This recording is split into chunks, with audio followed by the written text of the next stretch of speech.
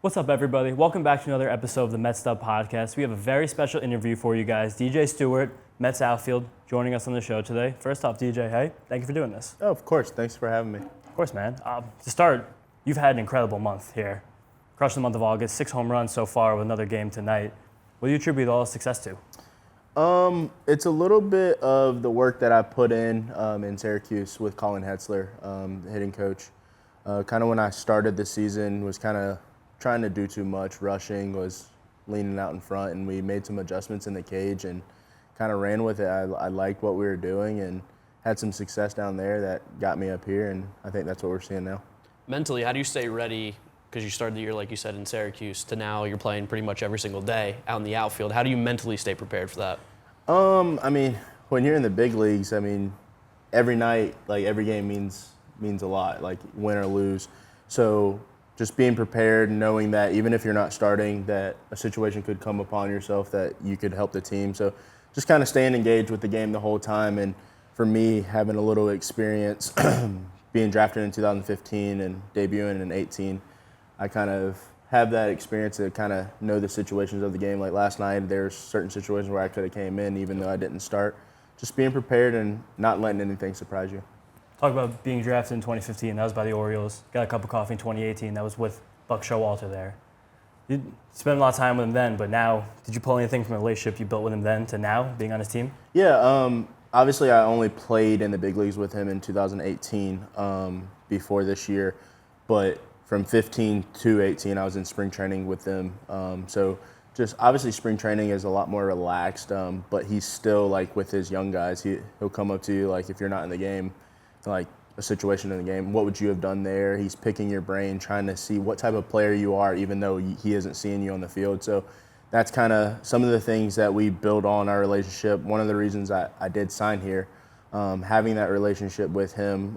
I've had some injuries in the past, and Buck knows what I can do when I am healthy. So that was one of the reasons that I decided to sign with the Mets, and I'm thankful that I did. Back in the 2020 season, when you visited Citi Field, you had a couple good games as well, a couple home runs. You've been hitting really well this season. Is there something that you got a good feel hitting at Citi Field? Yeah, I really don't know. I was actually talking to someone about that earlier in the year. I do like hitting here. I see the ball well. I'm glad to be doing it for the Mets and not against them now. I don't know what it was.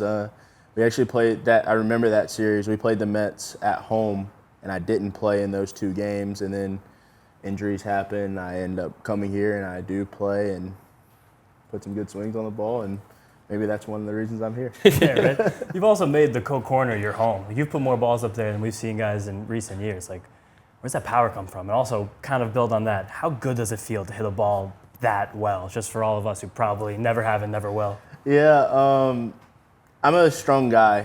I played football, basketball growing up.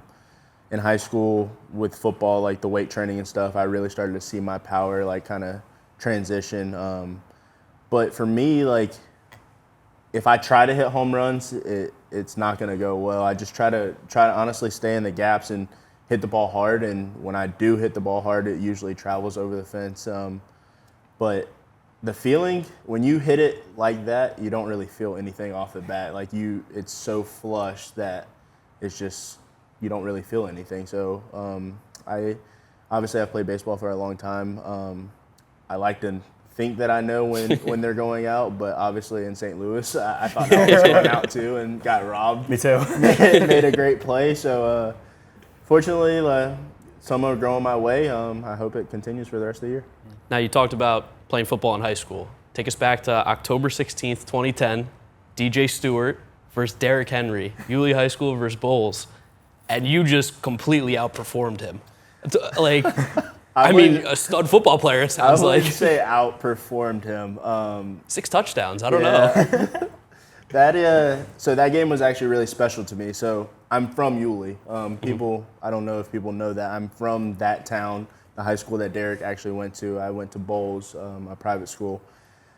And it was my first time playing in Yulee. Oh, wow. So I had so many friends, family. My whole family got these shirts made up. It's like the Superman logo with DJ in it. Oh, that's awesome. So it was, for me, it was a big game, not only playing against Derrick, one of the best running backs in the country, obviously, and now in the NFL. Yeah. But it was a bigger game for me just being back home. So Derrick actually ran the opening kickoff back. He ran the opening kickoff back, and my coach looked at me and was like, go do something about it. And that was actually, I think, one of the games that I had the most carries of my career. Oh, wow. And, I mean, I think I had 18 carries and 6 touchdowns, but that's not just me. I mean, that's the line. That's the guys blocking for me, too. But it definitely felt good going back home and doing that. And then we also saw that you were a 5-time state champion in high school between baseball and football.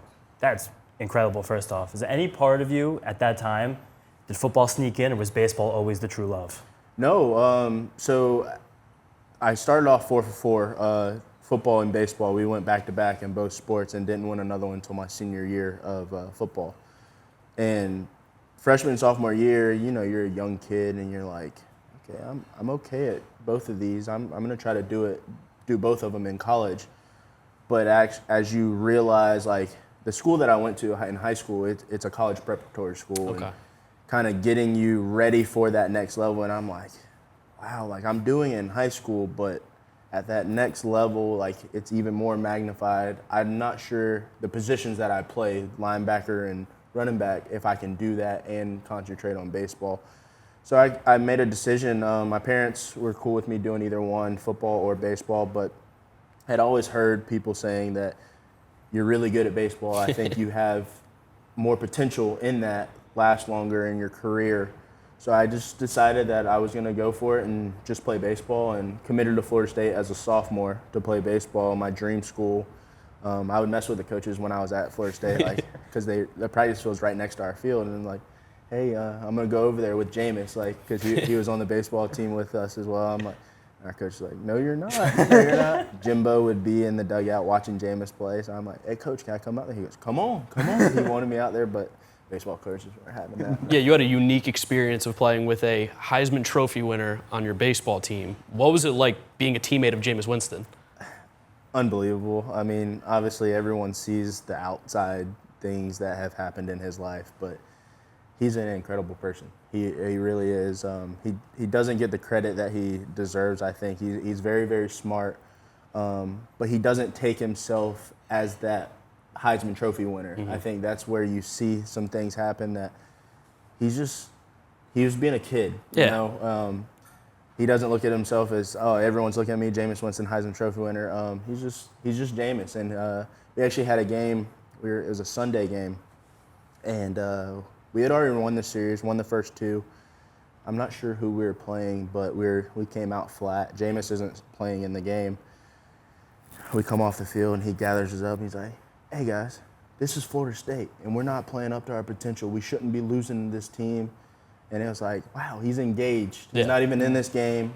He's this 5-star quarterback, but he cares just as much about baseball as he does it. And it showed us who he really is. But like you said, Heisman Trophy winner, I like to tell everybody, like, yeah, I played with a Heisman Trophy winner, and I grew up with another one, Derrick. Yeah. So it's like, you don't really see that, so it's cool to me.